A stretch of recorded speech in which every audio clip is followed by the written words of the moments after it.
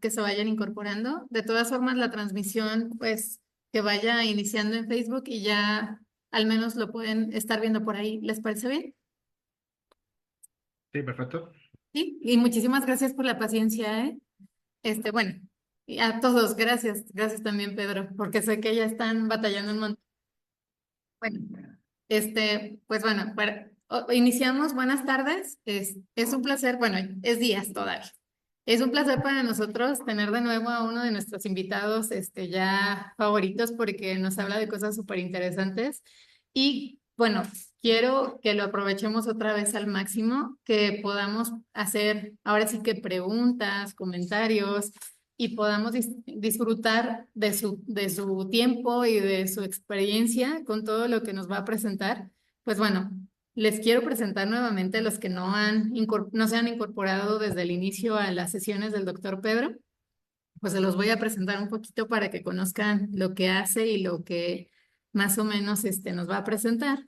Y ya después, conforme a lo que vayamos viendo en la sesión, podamos hacer preguntas como más enfocadas, ¿sí? Bueno, el doctor Pedro Enríquez Válido es entomólogo docente investigador contratado de Juan de la Cierva en la Universidad de Alcalá, perdón, es que aquí sale como repetido. Su trayectoria académica se ha centrado en el estudio de las sociedades indígenas de las Islas Canarias en España, a partir del desarrollo de dos disciplinas vinculadas con la bioarqueología, la arqueoentomología y la carpología.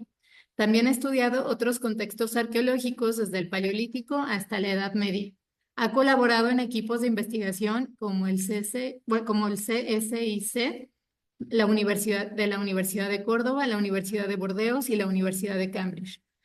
Tras la defensa de su tesis doctoral con mención internacional sobresaliente y premio extraordinario de investigación, se ha distinguido y concentrado en la recuperación de entomofauna cadavérica en espacios funerarios con distinta contextualización cronológica.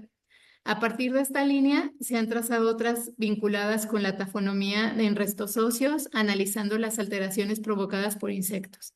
También se ha adentrado en el campo de la arqueología experimental, replicando las prácticas funerarias de las poblaciones del pasado, aplicando los criterios de la arqueología experimental y la entomología forense.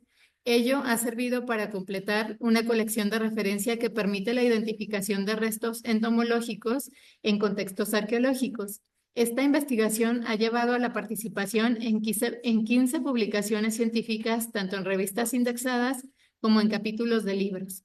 También ha participado como ponente principal en 4 congresos internacionales especializados en arqueoentomología y carpología, además de historia general, así como charlas para el público no especializado. Y hoy, bueno, lo tenemos aquí para que nos comparta un tema que lleva como título Métodos para el estudio de la arqueoentomología, creación y manejo de colecciones de referencia.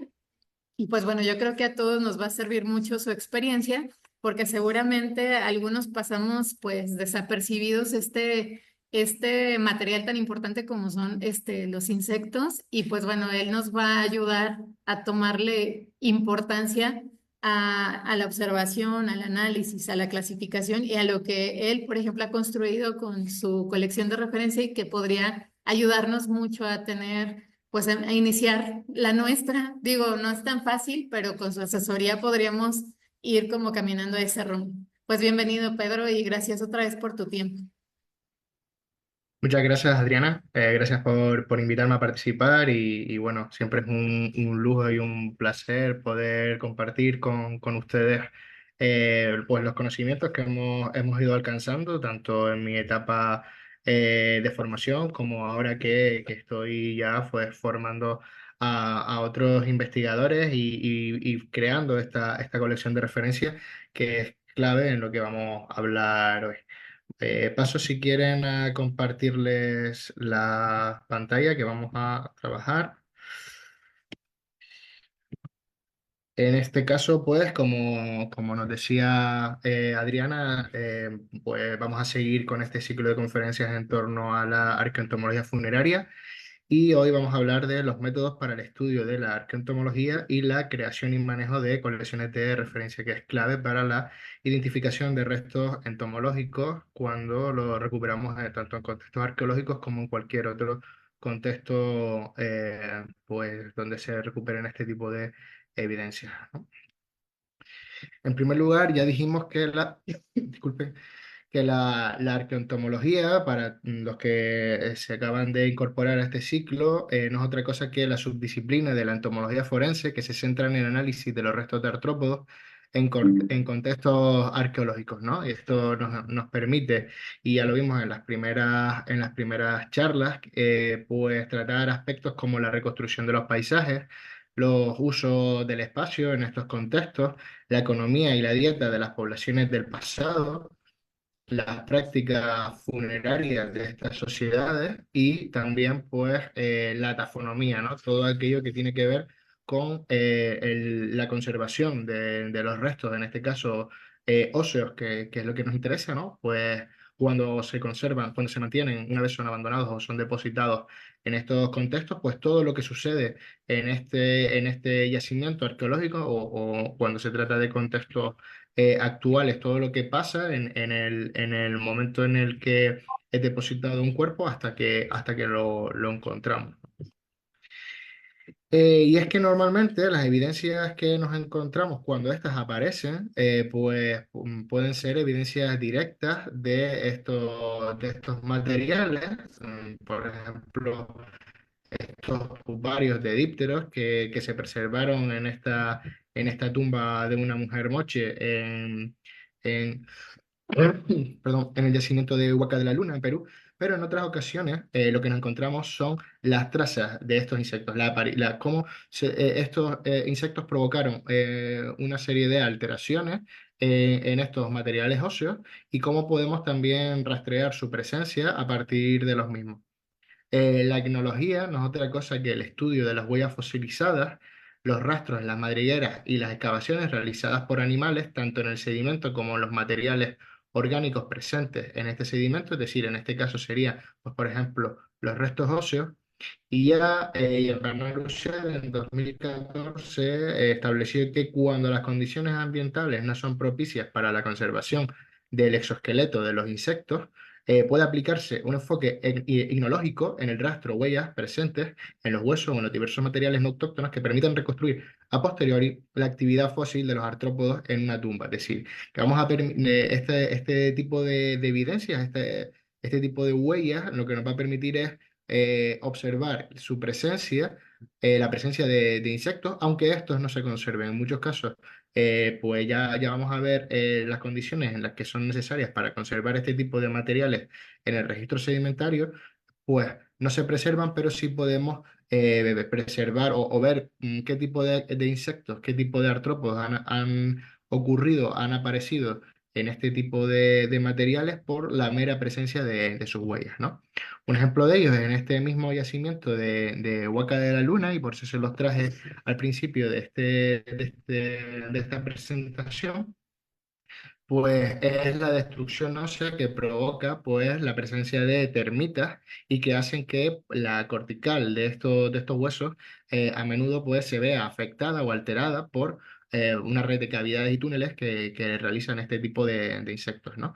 En muchos casos, además, pues este tipo de alteraciones pueden dar lugar a fallos en la interpretación de paleopatologías, como por ejemplo este cráneo de una joven egipcia que está descrita como sifilítica, ¿no? Como una alteración que provoca también este tipo de actividades y que, sin embargo, fue una paleopatología errónea, pues en realidad se trataba de el resto de estas termitas, la alteración ósea, la modificación de este material provocada por termitas y que, pues bueno, pues condujo este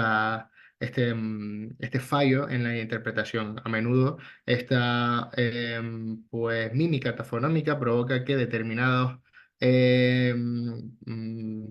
factores puedan provocar en una misma modificación y haya pues pues, fallos, ¿no? En esta interpretación. Por ejemplo, esta tibia humana de la cueva de Plover's Lake, con una antigüedad de entre 62 y 88 mil años, pues muestra también alteraciones de destrucción ósea que fueron provocados por estos insectos, ¿no? O restos de fauna con modificaciones óseas en forma de estrellas, que también son bastante características y que pueden ser atribuidas a, pues, intentos de descarnamiento, marcas de corte, que también posee este hueso, ¿no? Pueden verse en este lugar, pero que también provoca, pues, otras huellas que no están provocadas por la alteración humana, sino que están provocadas por este tipo de insectos, ¿no? Otro ejemplo, pues, en esta misma cueva, este tipo de alteración en el borde de los huesos, que puede ser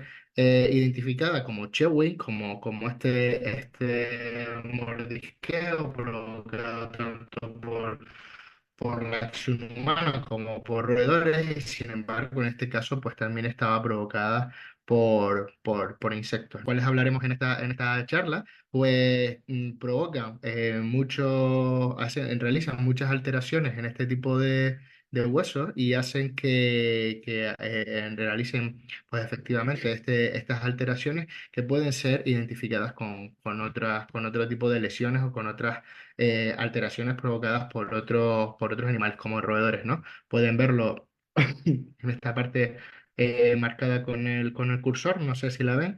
Se observan, por ejemplo, cómo estas larvas de derméstidos están afectando a la cortical del hueso para acceder al interior. Son insectos fotófobos, no les gusta la luz, y cuando una de las cosas que nos hemos dado cuenta en los experimentos que hemos realizado, Aitor Brito y yo, un zooarqueólogo de Canarias, con el que hemos estado trabajando, y yo mismo, pues nos dimos cuenta que cuando los forámenes naturales en los huesos ya han sido ocupados por estos derméstidos, pues comienzan a realizar cavidades para poner la larva y desarrollar la pupa dentro, ¿no? En el interior.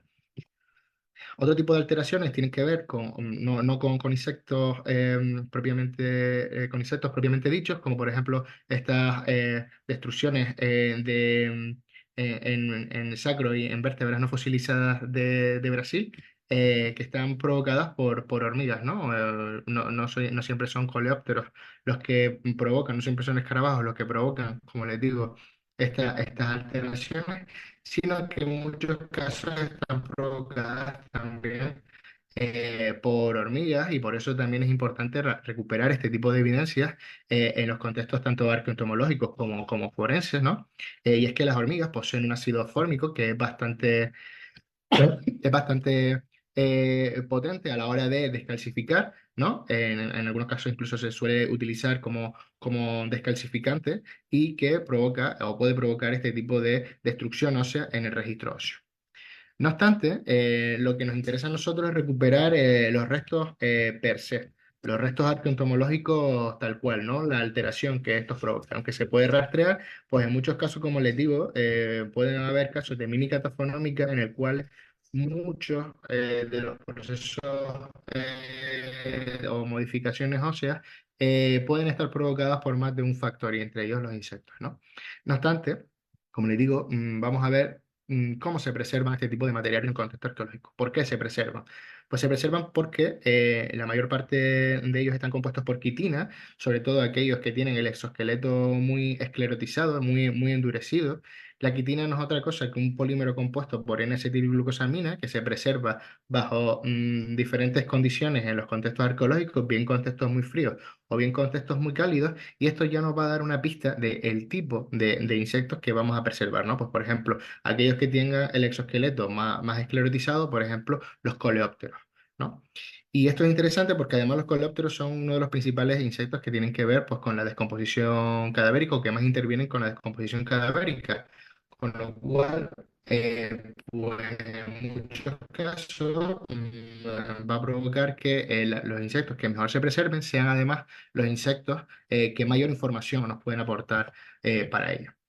Como les digo, los contextos en los que se suelen preservar los restos orgánicos y en este caso los restos arqueoentomológicos en contextos arqueológicos pues suelen ser tanto los contextos muy fríos o muy cálidos, ¿no? Las temperaturas extremas. En este caso, los tipos de preservación de la materia orgánica son interesantes para saber qué tipo de metodología debo aplicar para recuperar estos restos arqueológicos, ¿no? O estos restos arqueoentomológicos. En primer lugar, tenemos los contextos embebidos en agua, el proceso de waterlogging, un proceso en el que el nivel freático pues, está muy arriba y mantiene condiciones anóxicas del suelo, es decir, no existen condiciones en las que exista oxígeno y eso hace que estos encharcamientos provoquen la conservación de la materia orgánica pues, abundante. Otros contextos bastante interesantes son los contextos de secado, en los cuales también los insectos se preservan, no en estas condiciones anóxicas, sino por unas condiciones de temperatura y humedad estables. En otros contextos, y en este caso les traigo fotografías de semillas que son mucho más comunes, son pocos casos los que se preservan en restos entomológicos preservados por carbonización, pero existen.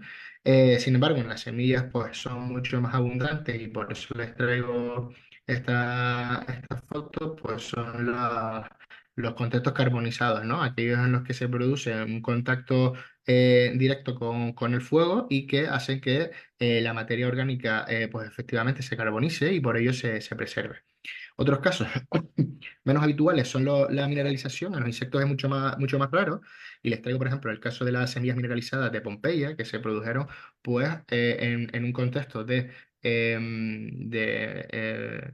en un lugar donde se está embuyendo, pues, por ejemplo, excrementos, una letrina romana en la que se está defecando, se está miccionando sobre estos restos y que provoca también pues su preservación a la alteración de su composición por una base más mineralizada y que por tanto permitan también su recuperación, ¿no? Contextos muy extraños, y en este caso sí les traigo contextos donde se documentan insectos, los negativos, ¿no? Los negativos en determinados materiales, por ejemplo, negativos en cerámicas, en muchos casos cuando se utilizan desgrasantes de origen vegetal, pues es probable documentar restos de insectos disculpa, restos de insectos, la huella de estos insectos a la hora de poner a cocer estas cerámicas, pues que se mantenga la huella de estos artrópodos, sobre todo los que están asociados a los vegetales con los que se levantaron las cerámicas, pues que se documenten también en la superficie de estos materiales. Y muy extraño, de hecho, apenas conozco dos o tres casos en contextos arqueológicos donde se preserven. También existen los negativos en óxido de hierro. En este caso les traigo un ejemplo de una espada asociada a un contexto cadavérico, un contexto funerario, que forma parte de un ajuar. Esta espada en los siglos 6, 9 después de Cristo, en el Bajo Rin, en Alemania, se oxidó y en estos óxidos pues se mantuvo la huella, el negativo de los puparios de las moscas, de las pupas de las moscas que afectaron a la descomposición cadavérica de estos restos. Les digo que es importante porque dependiendo del tipo de preservación que tengamos en el lugar, si son contextos encharcados o son contextos más desecados, más secos, pues vamos a necesitar un tipo de extracción u otra, ¿no? En el caso de contextos más fríos, en contextos húmedos, donde todavía los sedimentos están embebidos en agua, pues será necesario la flotación con parafina para separar los restos arqueoentomológicos o los restos entomológicos de la matriz sedimentaria, ¿no? Pues no es otra cosa que sumergir muestras de sedimento en un líquido que es esta parafina y esto hará que por decantación los restos de insectos se eleven hasta la superficie de la parafina y podamos separarlos, ¿no? Es un procedimiento interesante porque recupera absolutamente todos los restos entomológicos de la matriz sedimentaria, pero plantea sus problemas, por ejemplo, pues que esos restos después tienen que almacenarse en una solución alcohólica para poder mantenerlos para que no se rompan, para poder conservarlos, mientras que además no va a permitir pues, la realización de algunas analíticas biomoleculares, como por ejemplo tiene el carbono 14, puede afectar tanto la flotación con parafina como por ejemplo la introducción en estos medios alcohólicos y otro tipo de analíticas, ADN y demás, pues también se ven afectadas por este tipo de procedimientos. No obstante, pues como les digo, permite recuperar absolutamente todo el material entomológico en la matriz sedimentaria y es mucho más rápido y más limpio, en mucho menos tiempo. El otro método que permite hacer todo este tipo de analíticas porque la preservación se va a producir en seco sin ningún tipo de medio líquido en el cual vamos a introducir los insectos es el cribado en seco. Sobre todo en climas cálidos donde se recuperan este tipo de materiales, lo que hacemos es introducir la matriz sedimentaria en una columna de tamices, una columna de cribas y por la mera acción del movimiento en esta columna se va a decantar en en los tamices más finos, pues los sedimentos mucho más finos, y en los tamices más altos, pues aquellos que tienen que ver con piedras y elementos mucho más grandes. Sobre todo son interesantes los tamices de 2 y de 1 milímetro, donde se recuperan la mayor parte de los restos entomológicos. En 0,5 se pueden preservar algo, en tamices inferiores a 0,5 pues requieren mucho trabajo, pero también se pueden preservar otro tipo de artrópodos, como pueden ser piojos, pulgas y demás. Como les digo, esta metodología al extraer restos desecados es mucho más complicada, requiere de mucho más tiempo. En cualquier caso, vamos a necesitar separar los insectos uno a uno o los restos de insectos con ayuda de una lupa binocular y con unas pinzas, pues tendremos que ir separando absolutamente todos los restos y posteriormente preparándolos y identificándolos, como veremos a continuación. Y esto, pues, disculpen, esto pues plantea unos problemas a priori, ¿no? Que tienen que ver con la cantidad de especies que son susceptibles de ser identificadas, ¿no? Esto es una captura que les he sacado de la Wikipedia, ¿no? De cuando buscamos insectos, pues tenemos que comprenden el grupo de animales más diversos de la Tierra con aproximadamente 1 millón de especies descritas. Esto, poniéndolo en relación con otras disciplinas, por ejemplo, la antropología, ¿no? Que estudia una única especie que además posee 207 huesos, pues a la hora de identificar supone mucho más trabajo de meternos en la cabeza, ¿no? Todas estas especies. O por ejemplo la zoarqueología, ¿no? Que trabaja con alrededor de 65.000 especies de vertebrados. Todavía es mucho más complicada. Como les digo, la arqueoentomología, debemos tener en cuenta que no solamente trabajamos con insectos, sino que también tenemos otro tipo de artrópodos que están relacionados tanto con la actividad cadavérica como con la presencia en el contexto arqueológico. Por lo tanto, pues vamos a identificar más de 1 millón de especies.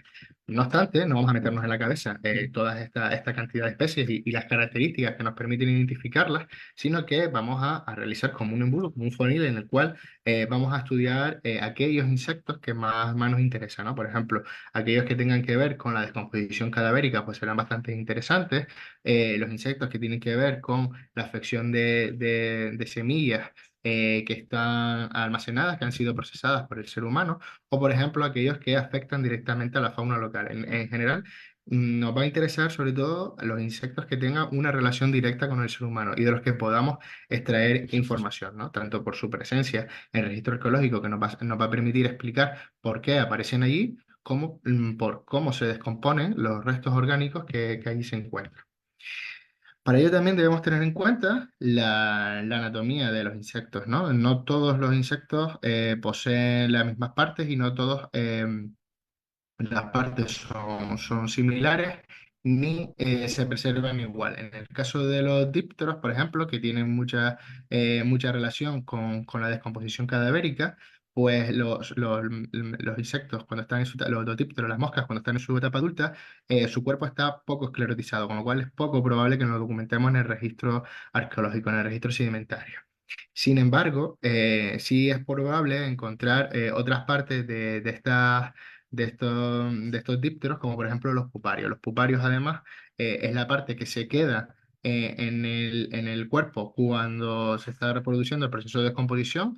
El adulto deja la pupa, es el pupario, y el adulto se marcha y deja ese resto, con lo cual es posible rastrear la presencia, identificar la presencia de determinadas especies a partir de la recuperación de este tipo de evidencias, ¿no? En cuanto a los coleópteros, pues es mucho más fácil. La parte que vamos a documentar es sobre todo en su etapa adulta, lo cual pues, nos permite, nos facilita su identificación. Sin embargo, pues en muchos casos no va a aparecer entero. Se trata de un restos bastante frágiles y en muchos casos nos los vamos a recuperar pues las partes, los segmentos en los que se divide la anatomía de este tipo de insectos, ¿no? Pues en muchos casos pues encontraremos únicamente el pronoto, el tórax, vamos a encontrar muchos elitros, son muy fáciles de encontrar, de recuperar e identificar. Y con ello, pues vamos a hacer, aquí se me saltó, esta parte era la que tenía que saltar, vamos a realizar colecciones de referencia que nos va a permitir la comparación directa de los restos con insectos que recuperemos actualmente.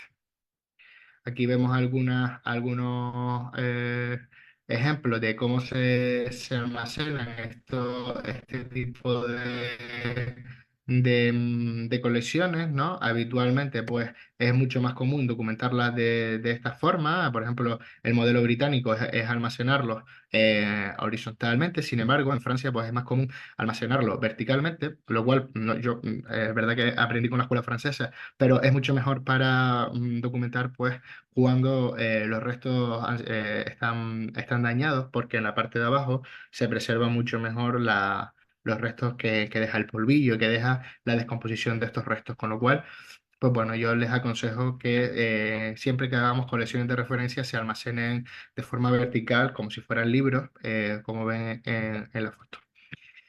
Como les digo, vamos a centrarnos sobre todo en los insectos que tienen que ver con los procesos de descomposición cadavérica y vamos a realizar colecciones de referencia de los insectos que tengan que ver con este tipo de proceso, ¿no?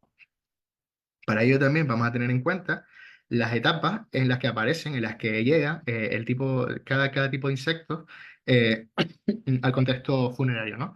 Pues tenemos insectos que aparecen cuando están el cuerpo en estado fresco, hay insectos que están más relacionados con el proceso de hinchazón, hay insectos que aparecen cuando se produce la descomposición activa, que están donde se producen otro tipo de olores y de procesos químicos que hacen que lleguen este tipo de insectos, los vamos a ir viendo. Vamos a ver también insectos que están más relacionados con los procesos de desecación y algunos que llegan ya cuando el cuerpo está totalmente esqueletizado. Ya les digo, vamos a ver fotos que no son agradables del todo. Les pido disculpas por adelantado. Pero bueno, cuando un cuerpo fallece y es depositado en un lugar, debemos tener en cuenta que los primeros insectos que aparecen son dípteros y son sobre todo de la familia califóridos y fóridos. Dependiendo de si los cuerpos están en el exterior, pues sobre todo los califóridos van a tener más al exterior, perdón, los califóridos van a tener una mayor presencia y los vamos a poder recuperar. Y cuando son contextos más cerrados, más indoor, pues sobre todo vamos a documentar fóridos, ¿no? Ya cuando se produce el proceso de hinchazón, otros insectos aparecen en este proceso. También debemos tener en cuenta que este tipo de experimentos se ven influidos no solamente por su localización geográfica, no son los mismos insectos que van a tener ustedes, pues, por ejemplo, en México, que los que voy a tener yo aquí en España, ¿no? No son las mismas especies, pero sí son más o menos las mismas familias. tampoco van a ser los mismos insectos dependiendo de las condiciones climáticas, ¿no? Y la estación. Hay insectos que aparecen más cuando hay una actividad cadavérica en climas más fríos o más invernales, y otros a los que les gusta más el calor y aparecen más en periodos de verano. En cualquier caso, cuando se produce el proceso de hinchazón, suelen aparecer sobre todo califóridos, algunas especies como Chrysomia albiceo son bastante abundantes, sarcofágidos también son muy abundantes en este proceso, y ya cuando aparece la descomposición activa es cuando ocurre el proceso, ¿sí? No, creo que alguien tiene su micrófono abierto, pero no, no somos nosotros. Ah, Bueno, vale. ajá. Vale, continúo entonces. Pues cuando se produce el proceso de descomposición activa es cuando aparecen ya los primeros coleópteros, sobre todo cuando aparece la fermentación butírica, que es ese olor a grasa rancia, pues aparecen los derméctidos. En el proceso de fermentación láctica, pues aparecen sobre todo las necrobias, pero también sigue apareciendo otros dípteros como los piofílidos o los fánidos. En el proceso de fermentación amoníacal, pues siguen apareciendo estos piofílidos, pero también aparecen coleópteros como los histéridos, los estafilínidos y los escarábidos. Los escarabeídos suelen ser, por ejemplo, los afodios suelen ser interesantes cuando se produce la exposición de excrementos a los que suelen acudir este tipo de insectos, pues también nos estarían marcando esta evidencia. Una etapa intermedia en la que parece que para el proceso de descomposición y suelen aparecer sobre todo ácaros, que en el proceso de recuperación los vamos a encontrar en los tamices inferiores, sobre todo a 0,5, con lo cual también es interesante analizar una muestra en estos tamices. Y posteriormente, ya cuando se produce el proceso de desecación, se reactiva el proceso en el que los insectos llegan acuden al cadáver, vuelven a aparecer derméstidos, suelen aparecer también estafilínidos y aparecen los trógidos. Sobre todo son característicos de esta etapa de descomposición. Y por último, ya cuando el esqueleto el proceso está ya comenzando la esqueletización, pues aparecerán otro tipo de insectos como los tenebriónidos y los pitínidos. En este caso, no sé por qué el PowerPoint ha fallado. Lo que tenemos en primer lugar es un Blaps gigas y lo que tenemos en segundo lugar es un Pitinus fur. Son ejemplos de insectos que le pueden aparecer, pero ya les digo que la aparición de determinadas especies viene condicionada no solamente por las condiciones de temperatura y humedad, las condiciones de estacionalidad, sino también por la ubicación geográfica del lugar donde estemos realizando el experimento, ¿no? O donde documentemos el cadáver. Posteriormente, vamos a recuperar este tipo de insectos, ya los podemos recuperar durante todas las etapas del proceso,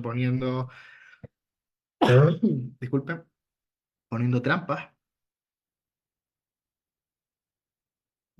Y en la siguiente sesión, sobre todo cuando hablemos de los experimentos que hemos realizado, informaremos más sobre ello, pero bueno, no son otra cosa que este tipo de recipientes suelen ser de color amarillo, repletos de un líquido que atraiga también y mantenga, preserve esos insectos, podemos recuperar restos entomológicos del sedimento asociado, tanto cuando son restos que están en superficie, ¿no? Como por ejemplo este experimento de aquí, en el cual pusimos un resto óseo a descomponerse y recuperamos los restos de insectos de los sedimentos asociados al mismo, o cuando están enterrados. En este caso, es bastante interesante recuperar insectos tanto en la capa superficial como en la capa que está en contacto con la materia descompuesta. Y también preservar, siempre que sea posible, el contenido del sedimentario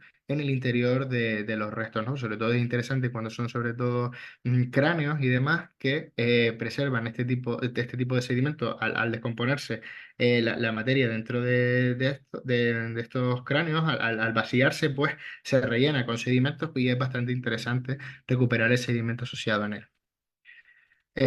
Nada, esto es lo mismo, ya les digo, tanto cuando se preserva en el exterior como se depositan en el interior, es importante recuperar. Se pueden preservar algunos restos de insectos. En la fotografía, por ejemplo, ven un ejemplo de ellos que se puede ver en superficie, pero en el interior también se pueden preservar este tipo de materiales y para preservarlos, para extraerlos, lo que hacemos es flotarlos, introducimos en agua. Los metemos en la parte inferior de estos cubos, de estos recipientes, y por el proceso de decantación hacemos que tras varios lavados, que el agua en el que están bañados, en el que están introducidos estos huesos, pues decante los restos orgánicos, en este caso los restos entomológicos, y pues podamos preservarlos. Y igualmente esos materiales tenemos que introducirlos en la columna de tamices para ordenarlos por tamaños y posteriormente pues analizarlos con una lupa binocular. Esos restos también luego hay que prepararlos, luego hay que mantenerlos. Lo interesante es, pues, al menos una de las morfoespecies que a priori estemos identificando, cada uno de los tipos de insectos que vayamos recuperando, pues colocarlos en estas cartulinas, en estos pins de preparación. Aquellos restos que estén o bien fragmentados o que sean demasiado pequeños, pues se colocan en estas cartulinas. Los restos que están enteros y que se preservan bastante bien pueden pincharse directamente, sobre todo aquellos coleópteros o aquellos dípteros que son de gran tamaño. Para ello nos vamos a ayudar de pinzas entomológicas, pinzas de punta fina, que nos permita colocar las especies y posteriormente los vamos a ordenar en estas cajas de entomología, que nos permite, pues, además, no solamente observar y tratar los materiales, sino que además no vamos a estar en contacto directo con ellos, siempre que no sea necesario, pues tocarlos lo menos posible. Y en esta especie de expositores, de vitrinas, pues vamos a poder manejarlos con mucha mayor facilidad. A la hora de prepararlos, pues los insectos cuando tienen un gran tamaño, siempre hay que ordenarlos, pues con estas formas, intentando separarles las patas para que dejar a la vista la mayor parte de objetos de segmentos visibles. Eh, Disculpen.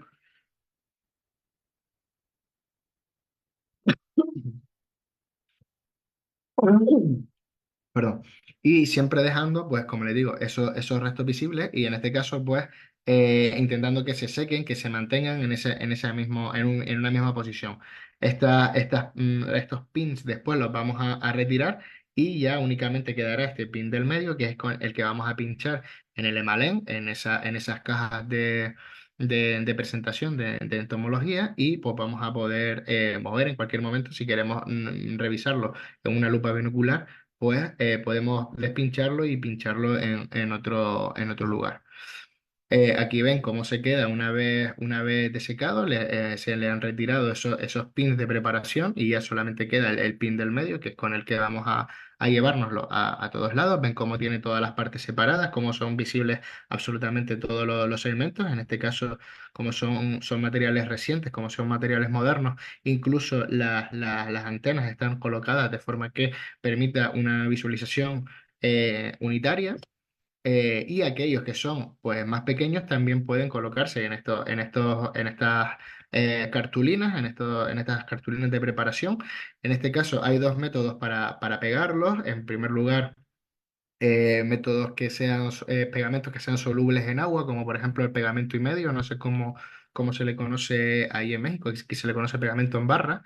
Y otro tipo de pegamento, a mí el que más me gusta es la laca de uñas transparente, que cuando se deja secar un poquito, pues puede funcionar como pegamento. Es mucho más duro y luego se puede, en el caso de que necesitemos ese insecto para ese espécimen para cualquier otra cosa, pues siempre se puede separar con un poco de acetona, ¿no? Con una gota de acetona, el pegamento se disuelve y ya tenemos el insecto otra vez fuera de la cartulina.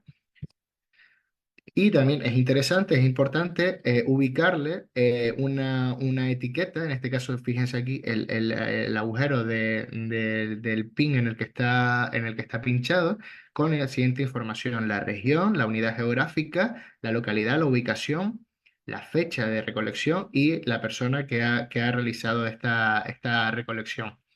En una cartulina más abajo podemos indicar, esto sería como el DNI, la cédula de identidad de cada espécimen y posteriormente se le puede incluir debajo otra cartulina con la identificación e incluso la persona que ha identificado el espécimen, ¿no? Pues aquí ven cómo quedaría el espécimen pinchado, preparado y con la etiqueta debajo. Y esto nos va a permitir, pues, crear estas colecciones de referencia, ¿no? En este caso, es una colección de referencia que he creado para la docencia, en el que se especifica los diferentes insectos que aparecen en cada una de las etapas de descomposición cadavérica, ¿no? Tenía que haber sacado la foto sin el cristal, aquí se le ve este reflejo, pero bueno, un poco pueden ver que colocando debajo pues esta cartulina, podemos ir ubicando cada una de las especies que van apareciendo en cada una de las etapas de descomposición. Y bueno, esto es un material que incluso se puede consultar para la identificación de los restos entomológicos, pero también como un elemento didáctico, ¿no? En este caso, pues les digo que eh, una, una caja de entomología que tengo preparada para los recursos, perdón, como recurso didáctico, ¿no? Pero también el material arqueológico debe prepararse de esta forma, ¿no? En este caso, pues son los restos entomológicos de un yacimiento que es La Lajura, es una necrópolis en la cual estudiamos el material arqueoentomológico y preparamos cada uno, o al menos un espécimen de los que fue identificado, lo preparamos y lo colocamos y lo identificamos taxonómicamente de la siguiente manera y a nivel taxonómico, y además esto nos va a permitir una mayor posibilidades para fotografiarlo. A la hora de la fotografía, pues con este método es mucho más preciso. Y esto es algo ya escandaloso, esto es algo que ha realizado una compañera en Burdeos, es un trabajo es descomunal, abundante. Como ven, pues ha separado cada uno de los segmentos de un espécimen moderno, en el cual pues nos va a permitir nos va a facilitar la identificación de restos entomológicos cuando los recuperamos en contextos arqueológicos que se encuentran pues disgregados, separados por esta fórmula. Y bueno, es algo experimental, todavía se está llevando a cabo. Ella me dejó esta foto para que pudiéramos usarla. Le estoy agradecida, Elisa Richelme, en la Universidad de Burdeos. Y bueno, aquí ven pues parte de cómo se está llevando a cabo este trabajo. Por último, pues esa colección de referencia debemos mantenerla, no únicamente al realizarla, pincharla, dejar los insectos en las cajas y preservarla, sino que debe ser revisada recurrentemente. Hay insectos que consumen este tipo de materiales, que están acostumbrados a consumir restos de insectos cuando están desecados y que son el terror de los entomólogos. En este caso son especies de Atagenus, que son también derméstidos que afectan a los restos de insectos desecados y que devoran absolutamente todo y en algunos casos pues dejan nada más que los pins y las etiquetas y el resto pues se ha desecado, ha desaparecido, ¿no? Se ha pulverizado. Para combatir esto, pues lo mejor es que en los lugares donde tengamos nuestra colección controlemos las condiciones de temperatura y humedad, sobre todo con un deshumificador que elimine la humedad, el exceso de humedad favorece la aparición de este tipo de organismos y cuando aparecen, en el momento en el que detectemos, por eso es importante que estemos vigilando continuamente esta colección, en el momento en el que aparecen, pues introducir las cajas las cajas de entomología en bolsas zip de gran tamaño y meter las cajas directamente enteras en el congelador. Esto paraliza la actividad de estos organismos y hace que podamos, al sacarlo, limpiaremos los restos de insectos y tendremos los restos de Atragenus y tendremos los restos pues, de nuevo operativos. Y nada más. Aquí termina mi presentación y ahora si quieren podemos realizar pues, un turno de preguntas. Muchísimas gracias. Siempre nos dejas con muchas, bueno, con mucha entusiasmo de, híjole, todo lo que se puede saber y todo lo que pudiéramos hacer. Bueno, aquí justo, bueno, a lo mejor no quisiera como abrirle no exponerla porque a lo mejor ella no sé si quiere preguntar o decir algo. Bueno, Jet tenemos una estudiante de agronomía, ella, bueno, de forestales, ella está estudiando justo ahora, haciendo también un experimento de observación y medición pues sí, de cambios post-mortem y justo al ver tu presentación decía, bueno, ¿por qué nosotros no planteamos hacer una?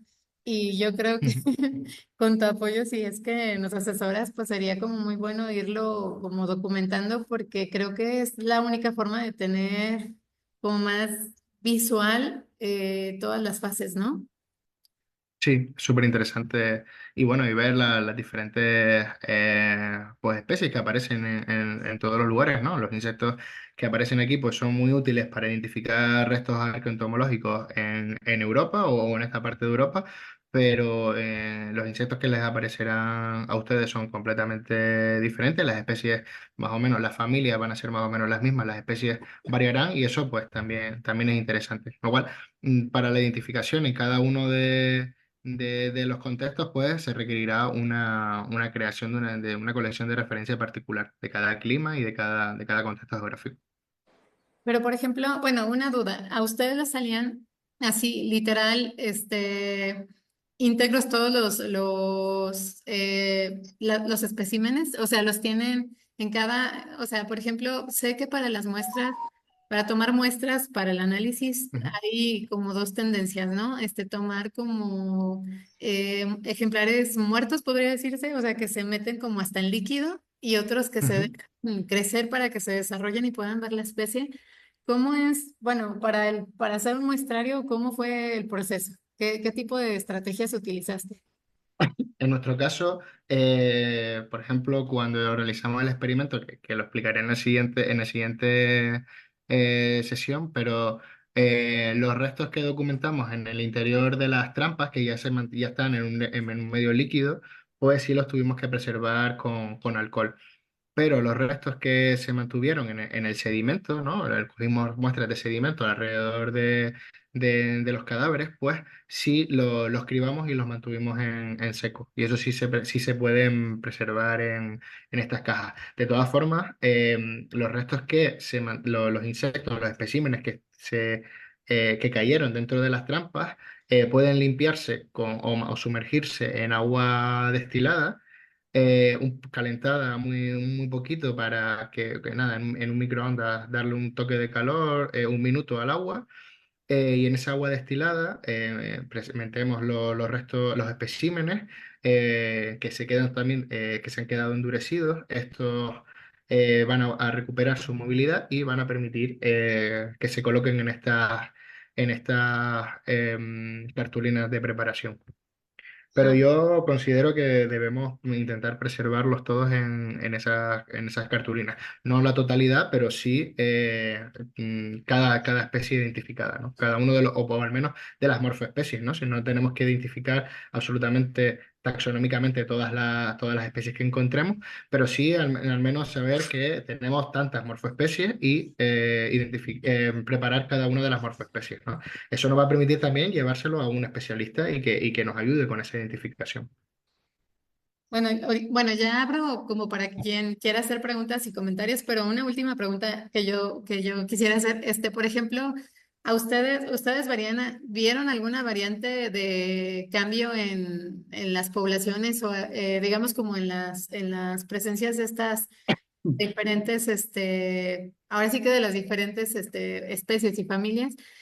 Por ejemplo, con respecto al clima, es decir, no sé, si era verano, primavera, época de lluvias o algo así, o los ciclos. Sí, no, el problema es que en Canarias las variaciones climáticas entre estaciones no son tan dispares, no son tan.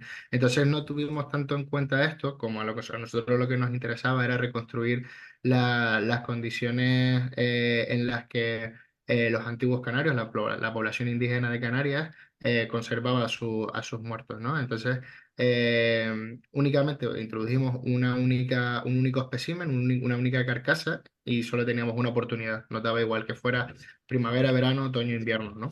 Entonces, no tuvimos tan en cuenta eso, aunque sí es una variable que probablemente, si consideráramos la cantidad de insectos que aparecieron de cada especie identificada, es probable que variara esa población.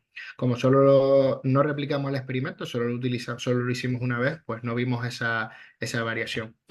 Ujú. Pero sí es probable que ocurra. En Canarias, como te digo, no tanto en las especies identificadas, pero sí en el número de insectos que intervienen en esa descomposición. Pero eso es el contexto canario, les digo, probablemente ustedes, pues, no sé, las condiciones, si hay variaciones climáticas mucho más grandes entre, por ejemplo, primavera y otoño, y entonces, pues, sería mucho más interesante Incluso, replicar el experimento. sí, ¿verdad? Incluso también la vegetación, Sí, obviamente, cambia. Me imagino es un factor que hay que considerarse. ¿Tú también, crees que sí, sería bueno? Bueno, lo ideal sería a lo mejor tener como muestras de referencias del contexto y asociados a sí. los árboles, ¿verdad? Sí, también reconocer la flora y la fauna, si pudiéramos, circundante, pues también sería muy interesante. Pero sobre todo la flora puede afectar también. Y sobre todo si vamos a tener en cuenta, perdón, si vamos a tener en cuenta las alteraciones óseas que provoquen los insectos, si han crecido plantas o han crecido raíces como les decía, así que la presencia, el crecimiento de plantas sobre el cadáver, pues también puede afectar a las modificaciones, a las alteraciones óseas, a la aparición de huellas en el registro óseo. Y eso también es interesante cuando aparecen en restos que están enterrados, pues si se documentan plantas que han crecido sobre la carcasa, puedes recoger muestras de las mismas sea, no solamente en el lugar circundante, sino además en el lugar donde ha sido enterrado o depositado, porque eso va a alterar también no solamente la composición, el registro entomológico, sino también las modificaciones óseas, las alteraciones óseas. Muchas gracias. Pues preguntas, comentarios aquí. Bueno, aquí tenemos, bueno, estudiantes que ya seguramente, bueno, conoces, has visto que son nuestros estudiantes de cuarto semestre de la licenciatura en arqueología. No sé si alguien quiere hacer una pregunta. ¿Sí? Bueno, van a pasar, se van a sentar aquí y te van a preguntar. ¿Sí? Gracias.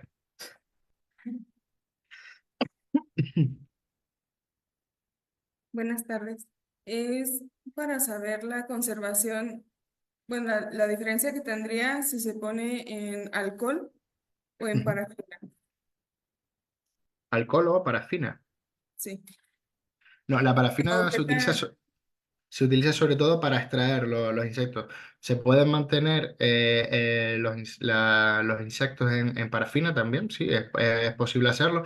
El tema no es tanto que se preserven o no, cómo se conservan, sino que a la hora de realizar una serie de analíticas biomoleculares posteriores, como por ejemplo, análisis de ADN, análisis de carbono 14 en el caso de que sean restos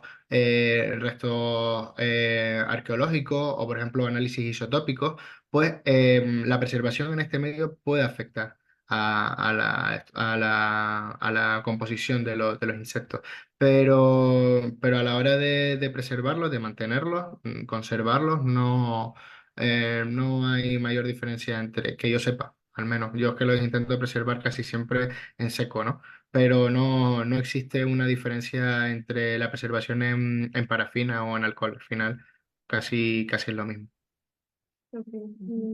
Por ejemplo, ¿hay análisis destructivos en los que se tenga que abrir la muestra, el insecto? Sí, bueno, a la hora para la identificación, cuando son restos que están enteros, es interesante también la extracción del EDAGO, del aparato reproductor, porque en muchos casos, cuando son, por ejemplo, coleópteros, pues es posible identificarlos, la especie específica a partir de esta parte, con lo cual, pues en algunos casos tendremos que romper el exoesqueleto para extraer estas partes. Y luego, pues bueno, todo este tipo de analíticas casi siempre son destructivas, ¿no? La análisis de composición casi siempre son destructivas. Siempre, pues bueno, pues es interesante no mandar toda la muestra, ¿no? Sino solamente un par de especímenes para realizar los muestreos. Gracias. ¿A ti? Bueno,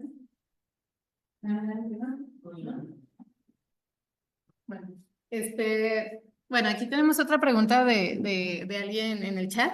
Bueno, de Jet, te decía, ella está haciendo su trabajo de análisis, bueno, de estos procesos cadavéricos y está haciendo ya muestreos. Y bueno, ella pregunta, bueno, dice que si para realizar una caja entomológica como la que tú presentas y que recomiendas que sea en estos libros, si es necesario realizar un muestreo con un radio específico, o sea, de lo que nos decías como referencia. Ujú. Sí, sí es interesante controlar el radio en el que se encuentran, pero no hay un radio determinado, es decir, pues, bueno, hasta donde encontremos insectos, ¿no? Yo recomiendo recuperar, por ejemplo, sedimentos hasta 2 metros alrededor de los cadáveres. A partir de 1,5 metros, la mancha de puparios puede extenderse hasta 1,5 metros o así del cadáver, y es interesante documentar que específicamente se ha documentado a esa distancia. Sí, Ujú. pero eso, más bien controlar a qué distancia se encuentran y no tanto que exista un radio específico. Yo recomiendo también, que es algo que estamos intentando incluir dentro de los cursos forenses, ¿no? Que muchas veces no son tenidos en cuenta, que se tenga en cuenta la ubicación, realizando un cuadriculado como si fuera un contexto arqueológico, y así podemos ubicar específicamente en qué lugar estaban pues colocadas cada una de estas especies, donde aparecieron cada una de estas especies. Ya te digo, es súper interesante, sobre todo cuando son dípteros, los puparios de los dípteros, pues suelen expandirse. Nosotros los hemos encontrado hasta 1 metro, una mancha de puparios alrededor de los cadáveres, en torno a 1,5 metros y bueno, pues también es interesante ver si otras especies han acudido, han consumido estos restos, si hay evidencias de pupación, no sería, estoy con el término en inglés, sí, introducción de pupas dentro de pupas, también se puede documentar. Así vemos el proceso en muchos casos suelen utilizar la siguiente oleada de colonización de cadavérica, suele utilizar puparios ya existentes, ya abiertos, para introducir de nuevo la pupa. Entonces, ese proceso en muchos casos es interesante no separarlos, sino también documentarlos así para ver qué insecto aparece antes que cuál. Ah, O muy si bien. en muchos casos es la misma especie, pero en otros casos puede haber una mosca, por ejemplo, una Crisomia albicis, un pupario de Crisomia albicis, y dentro un pupario de Fánido, por ejemplo. Y eso es interesante para ver la secuencia. Una pregunta que me surge con lo que te preguntaba Carla, bueno, cuando se hacen análisis, bueno, estos destructivos o que se puede, no sé, intervenir un espécimen, se podría ver en el, pues, no sé, en el tórax o en el tracto digestivo de los insectos si es que consumieron tejido o hueso, porque ya ves que iniciaste, bueno, la presentación con estos restos donde hay, pues bueno, consumen hueso literalmente, ¿no? Y estas Ujú, ellas que a veces, pues si no hacemos un correcto análisis tafonómico desde la arqueología, podrías pensar que a lo mejor son marcas de, no sé, de arrastre o de algún tipo como no sé, de algún pulimento talla, otra cosa, pero no pensarías que fuera una ingesta de un insecto, a lo mejor, ujú. este, se puede rastrear, presencia de... Ahí, es difícil. Una vez es consumido por el insecto, en el interior, pues es difícil que se preserven restos, ¿no? Como podremos observar, por ejemplo, en el tracto digestivo de un pájaro, ¿no? Que incluso pueden verse restos de insectos fragmentados, esos esqueletos rotos, ¿no? En los insectos es difícil verlos, a identificarlos de visu, o con ayuda de lupas binoculares, pero sí quizás la composición de los mismos, a partir de análisis químicos en el interior. Por ejemplo, me consta que dentro de la En entomología forense se realizan también prácticas de entomotoxicología, en los cuales se buscan o se rastrean venenos en la fauna cadavérica asociada a un determinado cuerpo. En contextos arqueológicos que yo sepa todavía no se han realizado o no se han publicado, sí se han realizado, pero todavía no han sido publicados este tipo de analíticas, pero sí es posible realizarlas, sí es posible rastrearlas. No obstante, contextos arqueológicos es difícil porque la composición del exoesqueleto, pues en muchos casos puede no verse alterada, es decir, un, un individuo adulto, un dermestio adulto que acuda a un cuerpo, el resto que consume, si está infectado por lo que sea o si ha sido envenenado, no va a alterar la composición del exoesqueleto en sí, sí del interior. Entonces, en contextos forenses, sí es más interesante realizar este tipo de analíticas. En contextos arqueológicos, pues todavía no está claro qué tipo de información puede dar, pero a priori sí puede realizarse, sí puede rastrearse con análisis químicos, no por el contenido per se. Muchas gracias. ¿Alguien quiere, no? ¿No quiere hacer nadie preguntas, comentarios? ¿No? ¿Seguros? Es que te digo que es muchísima información para procesar. De pronto, pues bueno, es algo, como tú decías, con lo que convivimos tanto y que Ujú. como, como mencionas, de pronto pensar que nosotros los arqueólogos o los antropólogos estudiamos solamente un espécimen, de pronto me dejó como de veras maravillada esa comparación que tú decías, o sea, 1 millón de posibilidades, de ver pues un montón de variedades y elementos que si bien podría, o sea, se tipologizan o algo, pero son particulares. Entonces, sí es un trabajo bien importante e interesante. Y pues, no sé, parece bueno, que por aquí ya no hay preguntas. Déjame ver si porque también te estamos compartiendo en el Facebook. Y entonces regularmente nos hacen preguntas por allá, pero pues ahorita no tenemos como mucho movimiento. Resulta que acá acabamos de entrar de vacaciones, entonces mucha gente está como desconectada. Pero, pero bueno, a mí me parece bien, muy importante que estas partes de los esqueletos, bueno, de los insectos, puedan visualizarse no solamente como algo que es, bueno, aquí en México, como hemos platicado algunas veces, consumimos muchos insectos, Ujú. pero también como algo que nos puede dar pues información de un contexto, de un tiempo, de procesos de transformación de ciertos espacios. Y la verdad es que, bueno, quisiera a lo mejor como para cerrar, que nos dieras un poquito como realmente, o sea, yo sé que tú luego aquí los investigadores nos plasman pues ya los resultados, ¿no? O sea, digamos como el final de una investigación que seguramente pues tiene muchas angustias, que de pronto planteas muchas metodologías y las vas puliendo, corrigiendo, mejorando. Este, ¿Cuáles fueron los retos más difíciles para hacer una colección entomológica? O sea, ¿cuáles son las dificultades? Porque de pronto incluso pensaba en esto que tú nos presentas de cómo preparar el modelo y bueno, tú no lo presentas aquí ya puesto, pero son microscópicos los piecitos, las manitas, las antenas, o sea, y seguramente, bueno, quiero pensar y a lo mejor no, a lo mejor tú eres muy cuidadoso, pero seguramente muchos se rompieron o Sí. ¿verdad? Y de pronto, bueno, ¿qué es lo más difícil de hacer una colección entomológica o cuáles son los consejos o las letras pequeñitas que pudieras como decirnos? Bueno, lo primero, empezar con materiales modernos y no tener miedo a romperlos. Si se rompen, ya vendrán más. Es decir, bueno, intentar trabajarlos con el mayor cuidado posible, pero bueno, eso pues es siempre que sean materiales modernos, ¿no? Cuando son materiales arqueológicos, pues tener mucho más cuidado. No obstante, ya te digo, yo soy la persona menos cuidadosa del mundo, a mí se me cae todo de las manos, soy lo peor. Ok. Pero luego a la hora de meterme en la lupa binocular, pues me ayuda a relajarme además y me ayuda a estar tranquilo y es una cosa que además echo de menos ahora que tengo muchas clases acá y que no puedo dedicarle tanto tiempo a la preparación de insectos y demás, pues es algo que he hecho de mano. No obstante, yo creo que lo más difícil no es tanto preparar los insectos como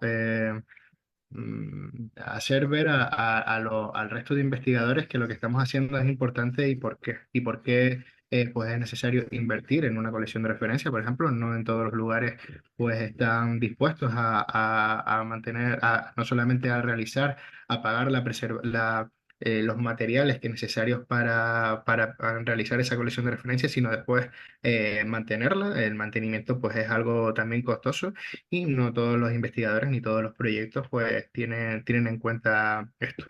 Y también que los restos entomológicos se preservan en los contextos arqueológicos, que eso es algo interesante, ¿no? No siempre se preservan, pero siempre es bueno pues realizar este tipo de analíticas. Si aparecen, pues bien, y si no aparecen, pues bueno. Recoger muestras no cuesta trabajo, una muestra de sedimento no cuesta dinero, casi cuesta más hacerla llegar hasta donde estemos, ¿no? Pero creo que es importante, que es necesario la cantidad de información que podemos sacar de ellos, pues yo creo que merece la pena, que vale la pena realizarlo. Pero sí, casi cuesta más hacer ver que el trabajo funciona que la metodología en sí. Bueno, mencionaste algo que también me genera otra pregunta, perdona. Por ejemplo, ¿cuáles son los cuidados cuando ya se tiene una colección de referencia? Bueno, qué es lo que se debe contemplar? Por ejemplo, no sé, Ve- para eh, recordarlo. revisarla todas las semanas. Yo todas las semanas reviso mi caja, veo que no tienen en la parte de abajo, por eso las colocamos de esa forma, como si fueran libros. Eso hace que en la parte de abajo de las cajas pues se vea bien ese polvillo, esos restos de insectos. Y bueno, pues, básicamente es mirarlo, revisarlo todas las semanas, estar pendientes de ellas, abrir una por una. No hace falta abrirlas tal cual, sino sacarlas una por una de cada caja y se ve. Y en el caso de que veas restos de polvo, inmediatamente meterlas en esa bolsa zip, en bolsas para pues, evitar que la humedad les entre y meterla en el congelador. Rápido, lo más rápido que podamos. Entonces, las condiciones que debe de tener una colección de referencia generalmente son como frío, o sea, como temperaturas Sí, más. sobre todo que no le dé el sol constante, ¿no? Que esté en un lugar donde no haya un sol directo y que las condiciones de temperatura y humedad sean constantes. A poder ser, bueno, si son en condiciones frías, pues mucho mejor, pero bueno, tampoco lo vamos a preservar en una nevera, en un congelador. Eso afectaría también a la composición de las cajas. Entonces, pues bueno. Pues, Sí, casi que en una habitación en que no le dé directamente la luz, pues ya va bien.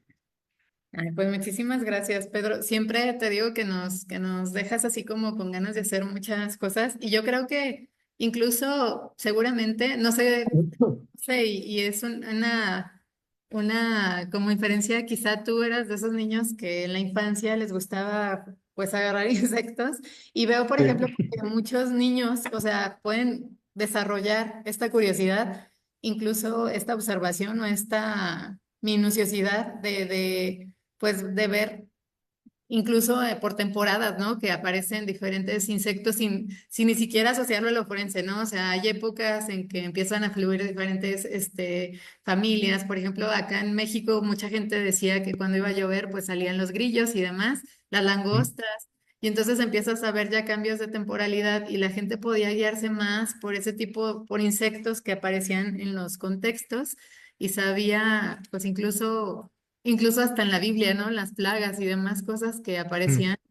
Creo que los insectos son un amigo cotidiano que a veces muchos nos quejamos porque no nos dejan dormir, pero sí son como muchas referencias sobre el desarrollo, o los cambios o lo que ha sucedido con las sociedades a través del tiempo, ¿no? Y bueno, te damos las gracias otra vez por estar aquí con nosotros, por Muchas compartir tu gracias. experiencia y pues por motivarnos a seguir haciendo preguntas.